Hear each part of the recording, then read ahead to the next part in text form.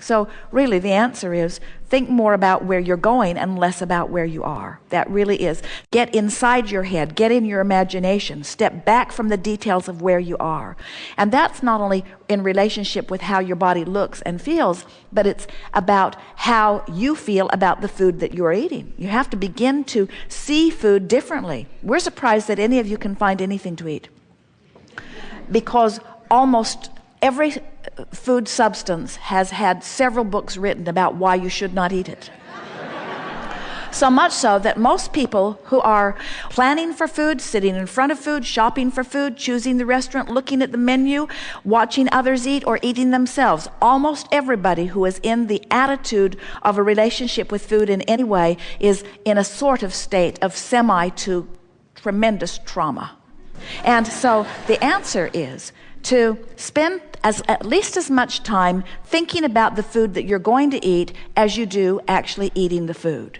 And during the time that you're thinking about the food that you're going to eat, work on imagining it to be as you want it to be in relationship to your body, so that you just gently morph your expectation into a new place. Let's say that you're getting ready, you're going to go have a nice meal somewhere tonight with someone. And you know that you'll be in the restaurant for an hour or two, or maybe longer. And so, in anticipation of going there, imagine how you will feel while you are there. Imagine feeling satisfied at the place you've chosen to be. Imagine feeling satisfied at the wonderful people who have culminated to prepare your food and serve it to you.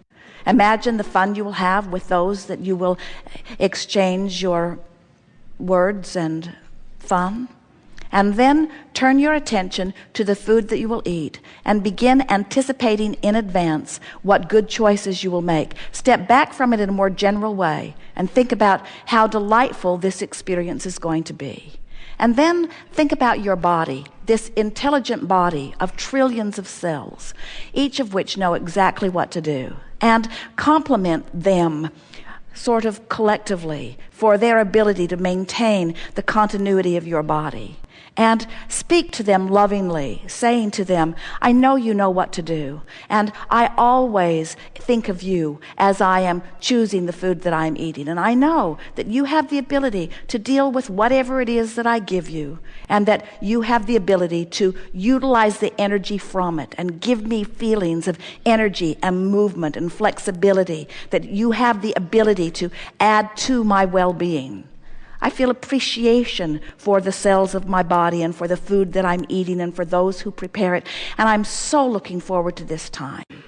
And if you can stay in that sort of friendly, loving dialogue for 15 or 20 minutes here and there, you don't have to do it all at once, but as you make the appointment, flow some thought toward it. As you're driving toward it, flow some thought toward it. As you're sitting in the restaurant, flow some thought toward it. In other words, get yourself warmed up.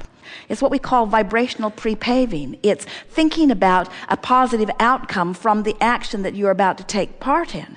And so what happens to most is you do the opposite of warming up relative to so many things. When you go into a run all full of dread and resistance, when you are sort of not loose and limber, but you use your willpower to force yourself forward, you stretch your muscles beyond because you have not warmed them up, so to speak. And most of you are trying to get so much leverage out of your action, and you don't do any warm-up of your environment by thinking about what you want. You don't get your juices flowing, so to speak. You don't prepare your body. You don't bring yourself into alignment. And so it's like only a scanty part of the cooperative cells come to the party, and they do their best to compensate with what you've got going on, but you haven't opened the links of alignment unless you've done your anticipating, your sort of vibrational warm-up or pre-pave. And that's what you're talking about here. If you would think of the warm-up as a vibrational thing, once you begin to get a sense of the leverage in energy alignment, then you will discover there is so much more power. One who's connected to the stream is more powerful than a million who are not.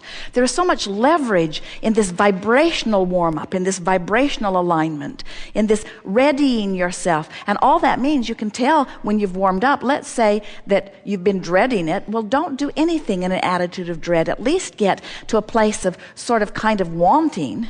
In other words, bring yourself at least into hoping or some semblance of positive expectation before you proceed forward. So it's a vibrational warm-up that you're doing.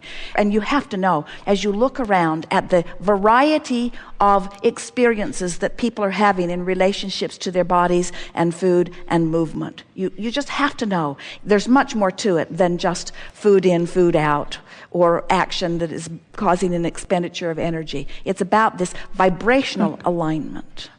And so when you say, I'm feeling good, I'm feeling happier about food, I'm eating more of what I'm wanting, we would say that's that emotional warm-up. But then you say, but I'm gaining weight.